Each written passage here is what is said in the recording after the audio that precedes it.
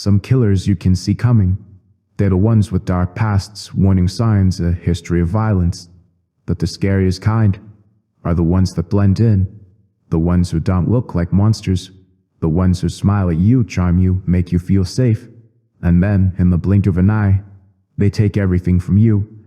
That's who Robert Chambers was.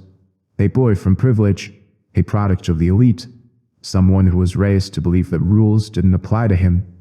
And for the longest time, he was right. Until the night he killed Jennifer Levin. Jennifer was 18 years old. She had her whole life ahead of her, plans, dreams, everything.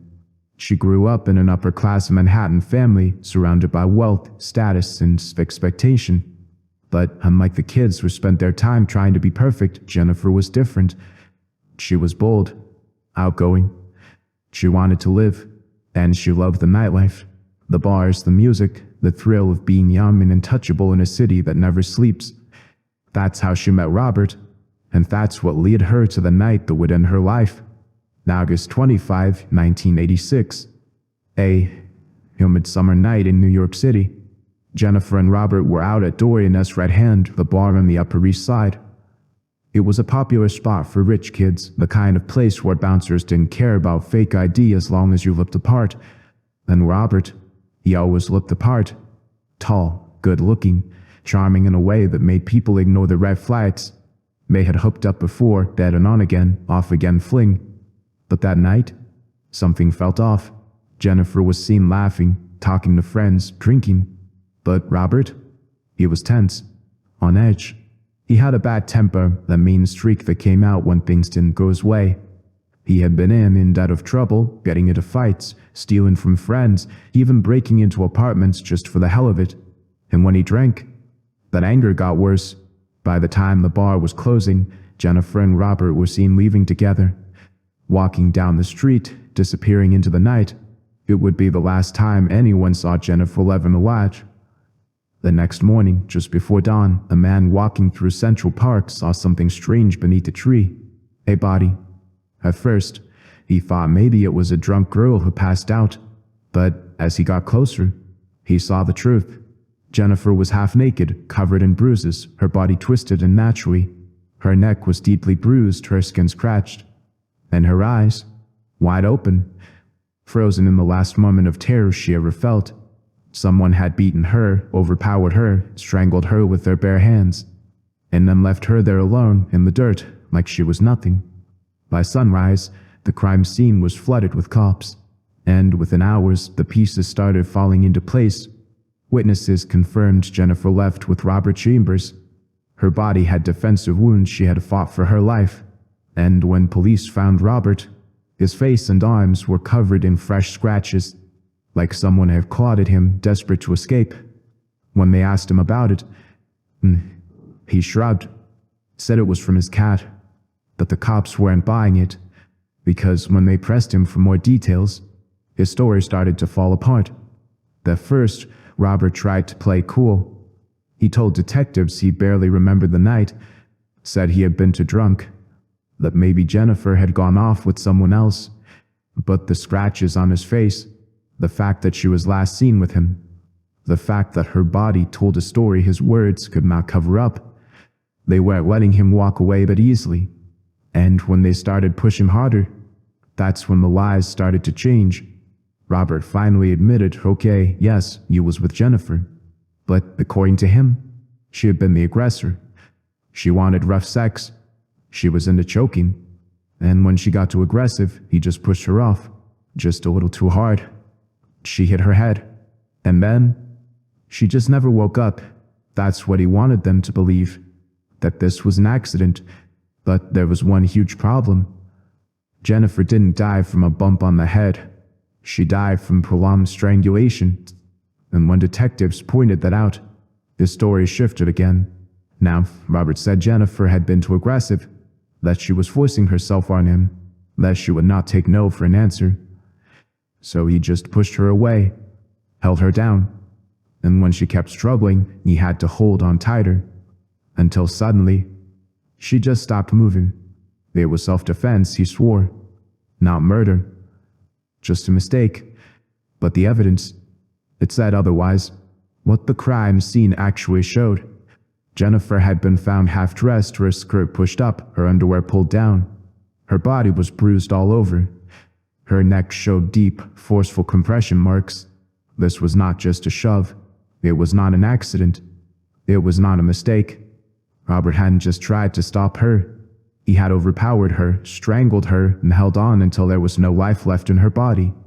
And when it was over, he didn't panic. He didn't call for help. He just left her in the dirt like she didn't matter, like she was just something to be discarded. And when the cops told him all this, his only response? Hey, smirk. But here's where this case went from sick to infuriating. Because Robert was young, rich, handsome, and instead of treating him like a brutal killer, people felt bad for him. The media made him out to be just another troubled kid who made a mistake.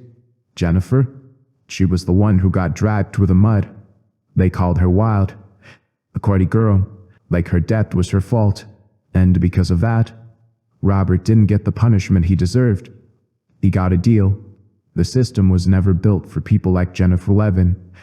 It was built for people like Robert Chambers, people with money, connections.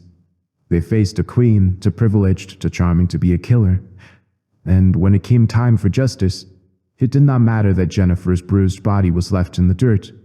It did not matter that Robert's lies kept changing. It did not matter that he crushed her throat with his bare hands and walked away, because people wanted to believe him, and the ones with the power to lock him away forever, they let him walk. Robert's defense team knew exactly what to do. They painted him as a troubled, misunderstood kid. Not a predator, not a murderer, just a boy from a good family who made a mistake. And Jennifer? She was the one on trial. The media called her fast, said she pushed things too far, that maybe it was not all Robert's fault, even though the evidence was clear as day, even though she had fought for her life, even though she was the one in the grave. People still found a way to justify what he did. Robert was facing 25 years to life for second-degree murder. The prosecution had the evidence. They had the witnesses. They had everything. But instead of pushing for a full trial, they cut a deal. Robert pleaded guilty to manslaughter. Instead of life, he got 15 years. That's it. 15 years for stealing an 18-year-old girl's future. Jennifer's family had to sit there in that courtroom and watch her killer smirk his way through the hearing. Watch him get away with it. And the worst part, it still was not rock bottom. Because when Robert finally walked free, he proved to the world exactly who he was. Robert was released in 2003. He had served his full sentence, and the world was watching, waiting to see if he would change, if he would do something with his second chance, if maybe, somehow, he had learned anything. But he hadn't, because 2 years later, he was right back to his old ways, caught up in drugs, crime, and violence. By 2007, he was arrested in a drug sting operation, and this time, he was not getting off easy. They threw 19 more years at him, more than what he got for murdering Jennifer Levin. Let that sink in. He spent more time in prison for selling cocaine than he did for killing an innocent girl. Because that's the kind of world we live in. Robert finally got out in 2023. Older, washed up, forgotten. He had spent more time behind bars than out in the real world. But Jennifer, she never got to grow old. She never got another chance. She never got justice, because Robert Chambers, he was never treated like a killer. He was never feared, never hated. He was just a rich kid who made a mistake. And Jennifer, she was just another forgotten victim. Another girl whose life was stolen by a man who thought he could do whatever he wanted. And for years, he was right. That's the story of Robert Chambers, the Preppy Killer. A man who killed without remorse, lied without hesitation, and walked free for far too long. But what do you think? Was this true justice? Or was Robert just another example of privilege winning over consequences? Let me know in the comments.